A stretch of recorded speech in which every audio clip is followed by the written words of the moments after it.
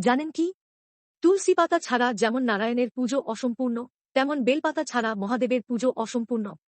মহাদেব একটিমাত্র বেলপাতাতেই সন্তুষ্ট হন। কিন্তু কিরকম বেলপাতা? কিভাবেই বা অর্পণ করবেন এই বেলপাতা? আসুন জেনে নিই এর সঠিক পদ্ধতি। শিবলিঙ্গে বেলপাতা অর্পণের আগে অবশ্যই দেখে নিন একই বৃন্তে 3টি বেলপাতা আছে কিনা। 3টি পাতা যেন একটি বৃন্তে অবশ্যই থাকে। আবার এই পাতাগুলো যেন কাটা বা ছেঁড়া না হয়।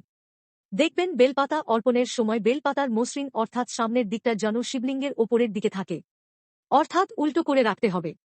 অর্পণের সময় অনামিকা, বৃদ্ধাঙ্গুষ্ঠ ও মধ্যমা আঙ্গুল দিয়ে ধরে অর্পণ করতে হয়। এছাড়াও আপনারা কি জানেন? বেলপাতা অশুদ্ধ হয় না, অর্পণ করা বেলপাতা ধুয়ে আবার অর্পণ করা যায়।